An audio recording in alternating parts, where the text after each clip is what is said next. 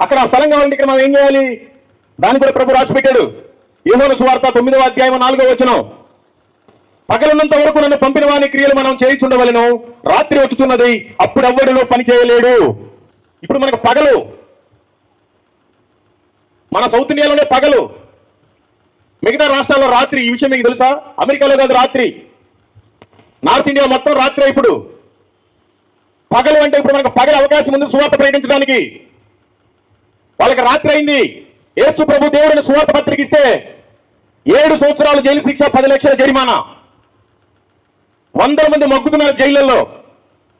ఒక యూపీ జైల్లోనే 70 మంది ఉన్నారు. 65 సంవత్సరాల పైబడిన ఏజ్ వాళ్ళు. రేప్ చేసిన వాడికి బెయిల్ వస్తుంది, మనిషిని చంపిన వాడికి బెయిల్ వస్తుంది. ఆవుని ఏదన్నా అంటే వాడికి బెయిల్ రావట్లా. దేవుడు మంచి దేవుడు. నువ్వు బిడీలు మాను, సిగరెట్లు మాను, మందు మాను, వ్యభిచారం మాను. నువ్వు మానలేకపోతే దేవుడు హెల్ప్ చేస్తాడు. ఇదిగో చదువుకో, సువార్త పత్రికని తీసుకెళ్ళి లోపలేసిన వాడికి బెయిల్ రావట్లా.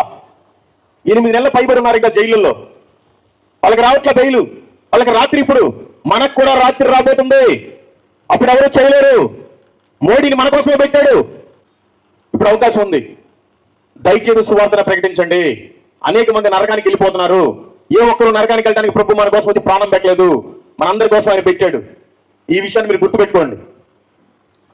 అయ్యా నాకు పగలు వద్దు, ఆ చీకటి వద్దు, నాకు నార్త్ ఇండియా వద్దు, సౌత్ ఇండియా వద్దు, నేను ఎవరి సొమ్ము తినట్లేదు, నేనే కష్టపడుతున్నా, నా సొమ్ము నేనే తింటున్నా, ఏదో నేను మందిరానికి వెళ్తున్నా, 2 పాటలు పాడుతున్నా, చప్పట్లు కొడుతున్నా, చిల్లర మారుస్తున్నా, కానికేస్తున్నా, పాస్టర్ గారితో నెత్తిని చేయించుకుని వెళ్ళిపోతున్నాను, నేను సువార్తలు చేయలేను అని నువ్వు అనుకున్నావు అనుకో, నీకోసం ఒక అద్భుతమైన వాక్యం బైబిల్లో రాసిపెట్టాడు దేవుడు.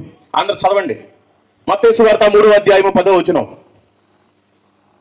ఇప్పుడే గొడ్డలి చెక్క వేరున ఉంచబడి ఉన్నది గనుక మంచి ఫలము ఫలించని ప్రతి చెట్టును నరకబడి అగ్నిలో వేయబడును. ప్రతి జీవితానికి గొడ్డలు పెట్టినాడు ఆయన. ఆల్రెడీ నన్ను వేశాడు, ఉన్నది మొత్తం. ఆ తర్వాత బుద్ధి వచ్చింది, ప్రభువా నేను నీ పని చేస్తానయ్యా, ఇంక వేరే పని చేయను, ఇందులో నేను గ్రహించలేకపోయా, నామకార్థమైన క్రైస్తవుడిగా ఉండిపోయా, ఇప్పుడు నేను ప్రకటిస్తానయ్యా అని తీర్మానం చేసుకుని దేవుడు పని చేస్తున్నాను. నా అకౌంట్లో 1,40,00,000 రూపాయలు ఉన్న రోజు కూడా ఉంది, నాకు తృప్తి లేదు. కోరిన మందు తాగాను తృప్తి లేదు, కోరిన ఫ్లైట్ ఎక్కాను తృప్తి లేదు. ఒక్కరోజు సువార్త చెప్తే ఎంతో తృప్తి అండి. ఈ తృప్తి మీరు కావాలంటే మీరు కూడా తీసుకోవచ్చు. ఒక్కరోజు సువార్త చేయండి, మీకు తెలిసింది. చాలా అద్భుతం. అంత ప్రశాంతత ఏ పనిలో ఉండదు. దయచేసి ప్రతి జీవితానికి గొడ్డలు పెట్టి పెట్టే ఉన్నాడు. నీ జీవితానికి నువ్వు కనుక లెక్క చెప్పకపోతే ఏ రోజు వేస్తాడో తెలియదు. నన్ను వేసాడు, నేను మారాను. మిమ్మల్ని వేయక ముందే మీరు మారండి, అది ఉత్తమం. ఉన్నదంతా తీసిపడేసిన తర్వాత మారేం ఉపయోగం? అందుకని అన్నీ ఉన్నప్పుడే మీరు మారండి, మంచిగా ఉంటుంది.